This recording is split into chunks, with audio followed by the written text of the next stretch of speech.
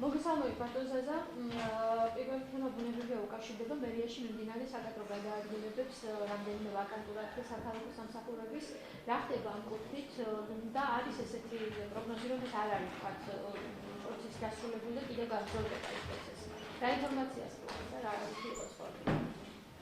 მოგესალმებით. დიდი მადლობა მოწვევისთვის. მინდა გითხრათ, რაც შეეხება კითხვას, რომელიცაც მისვამთ, რა ხდება დედაქალაქის მერიაში. ამაზე მხოლოდ შეგვიძლია ჩვენ ვივარაუდოთ და აზრი გამოვთქვათ დედაქალაქის მერის გამოსვლებიდან, მისი ბრიფინგებიდან. ჩვენ რამდენიმე თვით ადრე ვიცოდით, ერთი თვით, ვენახევით ადრე ვიცოდით, რომ იყო პრობლემა და რამდენიმე სამსახურის შედეგში უნდა განთავისუფლებული იყო, რაზეც ჰქონდა კიდე ჩვენ შეკითხვები, თუმცა მაშინ ყველა იძახდა, რომ არა ისინი აგრძელებენ, თვითონაც იძახდნენ, აგრძელებენ მუშაობას, ყველაფერი კარგად მიდის. ერთ თვის შემდეგ აღმოჩნდა, რომ მათ რაღაც საომავლო გეგმები დაუსახავთ და ისინი მიდიან. ზოგადად მინდა გითხრათ, რომ კადრებთან დაკავშირებით ჩვენ ყოველთვის ვამბობთ და ვაცხადებით, რომ საჭირო იყო სისტემური ცვლილება და არა ის კოსმეტიკური ცვლილებები, რომელსაც ახორციელებდა ბატონი ნარმანია.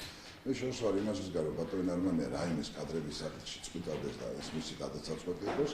ბევრი რამე შეგვიძლია ნარმანიას დავაბრალოთ, მაგრამ კადრების საკითხის ბაზაზე დაბრალება ნამდვილად ზედმეტი იქნება. თუმცა მინდა თქვა, რომ სწორედ ის მისი გამოსვლა იყო მეტად არასერიოზული.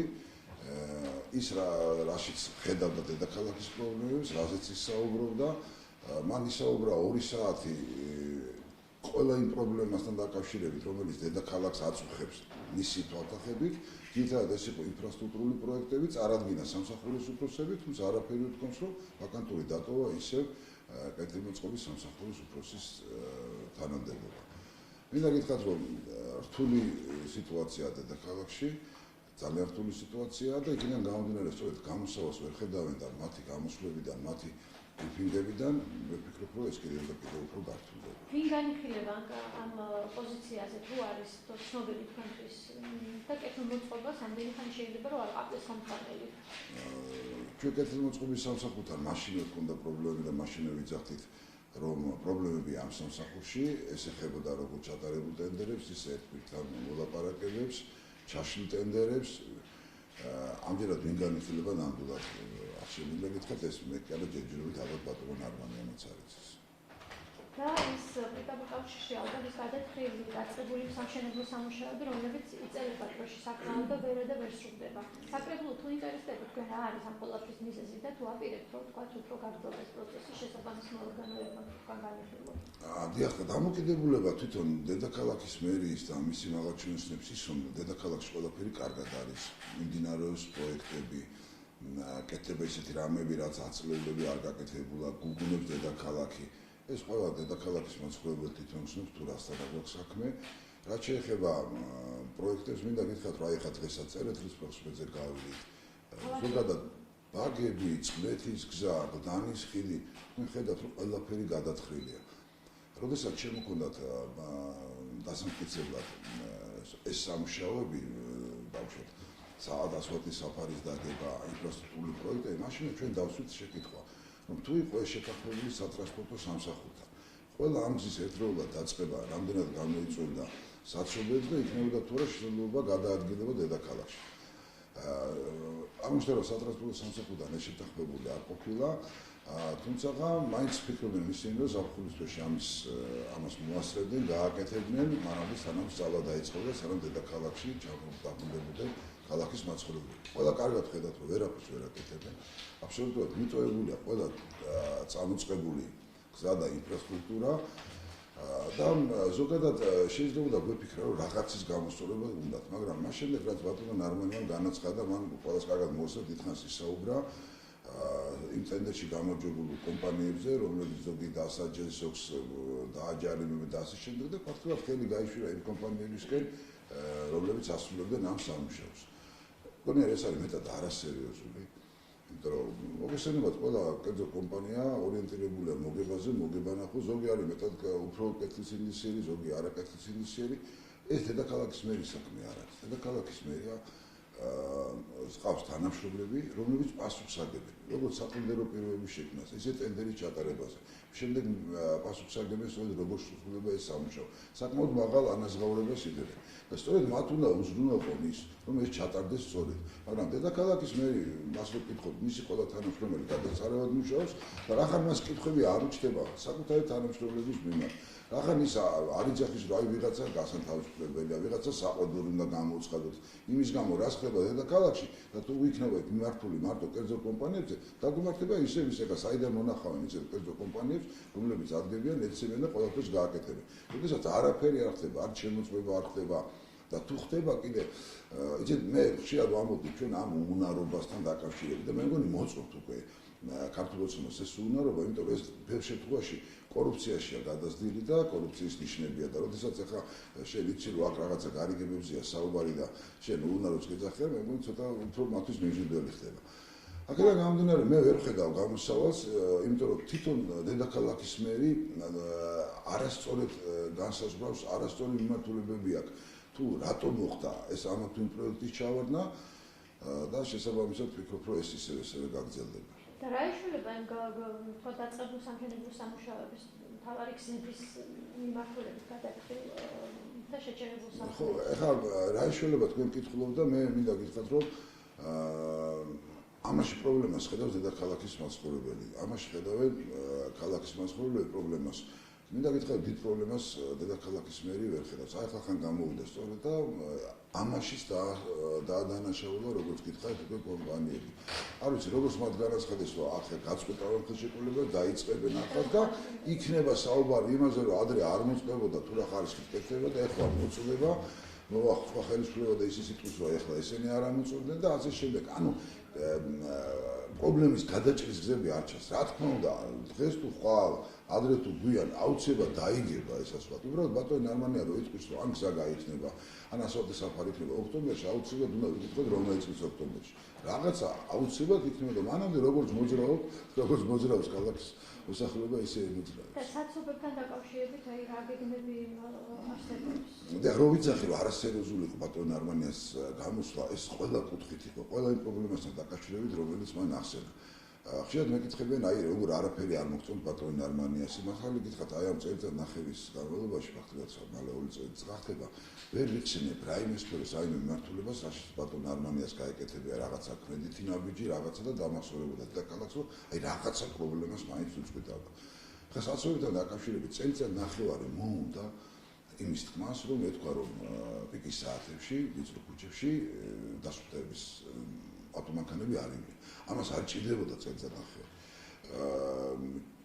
ჩვენ თვითონ ჩვენს ფრაქციას, ზოგადად პარტიას დემოკრატიულ მოძრაობას თქვენ მოგეხსენებათ აქვს ამასთან დაკავშირებით თავიანთი ხედვები, თქვენ მოგეხსენება შალვა ოგბაიძე ძალიან აქტიურად ამასთან ჩართული, მას ჰქონდა 10 პუნქტიანი გეგმა ის რომ დედაქალაქი საცობებისგან მიხსნათ, რომ იყოს უფრო ადვილი გადაადგილება. მე ერთ-ერთი პუნქტი დავუშვათ, იქიდან წელიწად-ნახევრის შემდეგ ახსენა ბატონ არმანი. ახლა წელიწად-ნახევარი დაჭირდება რომ მეორე პუნქტიც ახსენოს და აქედან გამოვიდა.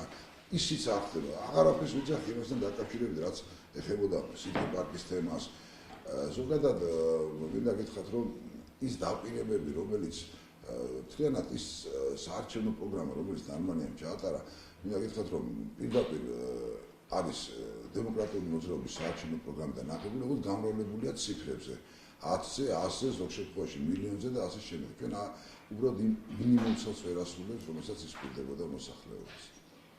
და უნდა გითხოთ მეწარმეობის ხელშეწყობის ცენტრთან დაკავშირებით. გარკვეული პრობლემები შეიქმნა და ბიუჯეტი რაც დაუმტკიცეს უმცირდება. რა ხდება ამასთან დაკავშირებით? ხო, მინდა გითხრათ, რომ მეწარმეობის განვითარების ცენტრს არავითარი პრობლემა არ შექმნია. ეს პრობლემა იყო მაშინ, როდესაც შეიქმნა ზოგადად ეს ცენტრი, იმიტომ რომ ანალოგიური სამსახური არსებობდა დედაქალაქის მერიაში და დედაქალაქის მერიაში იღებს ხალხი, იღებდა თანამშრომლები, იღებდნენ ხელფასებს და ეს იყო პარალელური სტრუქტურა ფაქტურად შეიქმნა იმის გამო, რომ მისი მოადგილე უნდა დასაქმებულიყო სადმე, უნდა გაეკეთებიათ მისთვის სამსახური, ამიტომაც შეუქმნეს ეს ცენტრი. მაშინ გამოიყო 2 მილიონი ლარი და ჩვენ ვიძახით, რომ ეს არის უბრალოდ წყალში გადაყრილი, იმიტომ რომ ან მაშინ გავაუქმოთ ეს სამსახური, რომელიც დედაქალაქის მერიაში არსებობს და ეს ცენტრი და ან შექმნით ამ ცენტრს. 2 მილიონი ლარიდან ჩვენ მაშინ ვიძახით, რომ 500.000, ანუ 1/4 იხარჯებოდა ამ ცენტრის ადმინისტრაციული ხარჯების შენახვაზე. ეს ეხებოდა ცენტრის ხელმძღვანელის ბატონი ვარდიშვილის, მისი მოადგილეების, ხელფასებს, პრემიერებს, დანამატებს, ავტომანქანებს, საწოლს და ასე შემდეგ. წლის ბოლოს აღმოჩნდა, ეხლა კოლექტივებისაც განიცადა ბიუჯეტმა, რომ 9 მილიონი მოაკლდა ამ ცენტრს. ანუ მივიღეთ, რომ ფაქტურად მისი ბიუჯეტი იყო 1,9 მილიონი, საიდანაც 9 მილიონი დაიხარჯა სწორედ ადმინისტრაციული ხარჯებზე და სწორედ ამ აღოჩინების შენახვაზე. მე ვხედავ, რომ მე ვფიქრობ, რომ ეს არის სწორედ პრობლემა და ეს არის დღევანდელი ხედვა დედაქალაქის მერიის. თქვენ წამები თავისუფალი უკაცრავ გაერთიანებული დემოკრატიის ქართულმა საკრებულოში და ასევე როგორც პარტიის სახელით უნდა გითხოთ იმ აქციასთან დაკავშირებით, რომელიც დაწყებულია შუალედურ არჩევნებთან დაკავშირებით და კონკრეტულად არსებობს ორი მოთხოვნა არჩევნების გაყოფასთან დაკავშირებით ორი თანამდებობის პირის გათავისუფლებას. თქვენი შეფასება და რას ფიქრობთ ეს საკითხი როგორ შეიძლება გაგრძელდეს? დიახ, ჩვენ მონაწილეობდით სწორედ იმ არასაპარლამენტო პარტიების შეხვედრებზე, რომელსაც შემდეგ საპარლამენტო ოპოზიციაც შეუერთდა. მთავარი პრობლემა იყო იმაში, რომ ჩვენ ვიძახით, რომ და რატომ გამოუცხადეთ ბოიკოტის ზოგადად შუალედურ არჩევნებს. ჩვენ ვიძახით, რომ არაფერი არ შეიცვლება, თუ არ შეიცვალა საარჩევნო კოდექსის საარჩევნო სისტემა. ეს საარჩევნო სისტემა, რომელიც ნაციონალურ მოძრაობამ მოიგო თავის დროზე და რომელსაც ქართული ოცნება ჯერ კიდევ 2012 წლის არჩევნებში იძახდა, იყო მისი მთავარი მოთხოვნა, რომ სწორედ საარჩევნო სისტემა და კოდექსი შეცვლილიყო. ყველა ხედავთ, რომ ძალიან კარგად მოიგო დღევანდელმა ქართულმა ოცნებამ და სწორედ მისი საშუალებით ცდილობს, რომ ის ფონს გავიდეს, მისი საშუალებით მიაღწიოს წარმატებას. ჩვენ ვიძახით და მაშინ კალბატონი ნინო ბუჯარაძის მოთხოვნა იყო პირველ რიგში მისი სწორედ მათ დაანონსა ის, რომ ყველა პოლიტიკურ პარტიას ბოიკოტი გამოეცხადებია არჩევნებში და როგორც კომუნისტების დროს ერთპარტიული არჩევნები ჩატარებული იყო და მარტო მისულიყო ქართული ოცნება ამ შუალედურ არჩევნებში და რასაც ნახავდა მთელი მსოფლიოს თანამეგობრობა, რომ საქართველოში არჩევნების ჩატარება შეუძლებელია. ის რომ პატრიოტთა ალიანსმა გაიმარჯვა, მე მაშინ ნამდვილად ვეთანხმები, გაიმარჯვა ისე როგორც ჩვენ ვითხოვდით და როგორც მათაც ურჩევდით, რომ არ მიეღოთ მონაწილეობა. ჩვენ კარგად ვიძახით და სწორედ მაშინაც ვეუბნებოდით, რომ იქ იქნება სწორედ ის იანუღალო, არაქართული დასახლება, იქ იქნება სპეცნაწილები, ჯარის ნაწილები, რომლებიც აუცილებლად უზრუნველყოფენ დღევანდელი საარჩევნო სისტემიდან გამომდინარე მმართველი ძალის გამარჯვებას. მოხდა ზუსტად ის, რასაც ვამბობდით.